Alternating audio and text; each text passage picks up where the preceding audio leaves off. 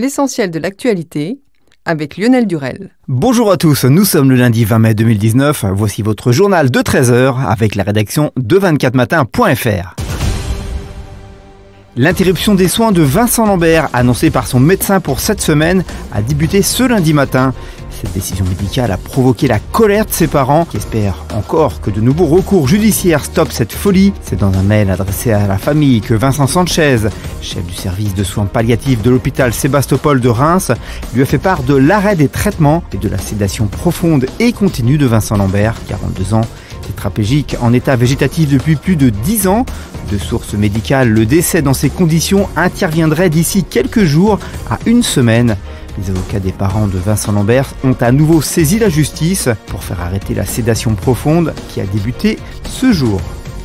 Le géant américain Google, dont le système Android équipe l'immense majorité des smartphones dans le monde, a annoncé qu'il coupait les ponts avec Huawei, une décision lourde de conséquences pour le groupe chinois qui risque de ne plus pouvoir offrir Gmail ou Google Maps à ses clients.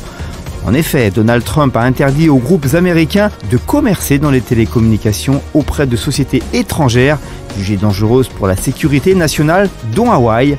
Google a indiqué se conformer à ce décret. Opération escargot et ralentissement sont en cours aujourd'hui, notamment en Île-de-France, à l'appel de syndicats de taxis et d'auto-écoles, ainsi que d'une association d'ambulanciers pour protester contre la loi mobilité et la réforme à venir du permis de conduire. Selon les syndicats de taxis et d'auto-écoles, plusieurs cortèges doivent converger vers la capitale direction boulevard Raspail dans le 7e arrondissement, où une manifestation à pied est prévue jusqu'à la place du président Herriot, selon la préfecture de police, qui prévoit une dispersion vers 20h. Le Parti de la Liberté d'Autriche a annoncé ce jour être prêt à retirer tous ses ministres du gouvernement formé avec les conservateurs, après la diffusion vendredi d'une vidéo où le leader nationaliste Heinz Christian Strache s'était montré prêt à se compromettre avec la Russie. Une vidéo du vice-chancelier d'extrême droite négociant un pacte de corruption avec ce qu'il croit être une intermédiaire russe a précipité la tenue de législatives anticipées à une semaine des européennes.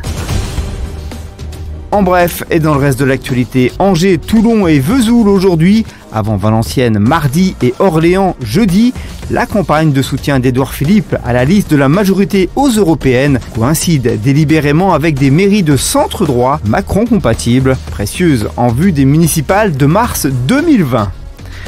À Nantes, un homme est mort intoxiqué après avoir mangé avec son épouse une plante qui provenait de son jardin. La femme apparaît moins lourdement touchée. Un botaniste rappelle que certaines plantes toxiques peuvent facilement se confondre avec des plantes cultivées et c'est possiblement ce qui est arrivé à ce couple. En sport, sacré meilleur joueur et meilleur espoir de Ligue 1 dimanche soir lors de la soirée des trophées UNFP, Kylian Mbappé a déclaré qu'il souhaitait maintenant avoir plus de responsabilités, peut-être au Paris Saint-Germain ou ailleurs, et ne dit pas non à un nouveau projet. Interpellé par les journalistes, Mbappé a confirmé « Si c'est au PSG, tant mieux, si c'est ailleurs, ce sera un nouveau challenge pour moi ».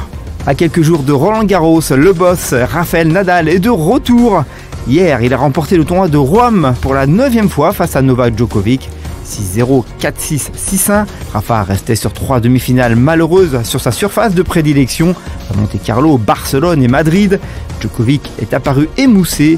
Il est vrai, après ces 2 tours titanesques passés aux dépens des Argentins Juan Martín del Potro et Diego Schwartzman. L'actualité du divertissement, Thierry Ardisson claque la porte de C8 après 13 saisons passées sur la chaîne du groupe Canal+, comme animateur et producteur. Dans un communiqué, l'animateur de Salut les Terriens explique qu'il ne souhaite pas faire de la télévision low cost. La chaîne n'a plus les moyens de s'offrir Ardisson et ses équipes. Je ne veux pas faire de la télé low cost sous le joug des comptables. J'annoncerai avant l'été mes prochaines activités dans le talk show, le flux et la fiction, a annoncé à sa manière Thierry Ardisson. Voici notre page météo. Quel temps fera-t-il demain matin mardi ? Les brouillards seront nombreux le matin, quelques averses faibles seront possibles localement entre le Massif central et les Alpes. L'après-midi, l'instabilité se généralisera des Hauts-de-France à la Bretagne au Massif central jusqu'aux Alpes avec des averses. Quelques orages localement forts seront possibles, le temps sera plus sec près des littoraux. Pour ce qui est des températures, vous aurez mardi matin de 8 à Lille et Rennes, à 14 à Nice et Ajaccio, 10 à Paris et Biarritz, 12 à Montpellier et 13 à Strasbourg. Ce journal est terminé. La suite de l'actualité, elle continue sur 24matin.fr, sur nos applications et sur nos réseaux sociaux. On se retrouve, quant à nous, dès 20h pour un résumé de l'actualité sur notre site. Bon lundi à tous, à mardi 13h pour un tout nouveau rendez-vous.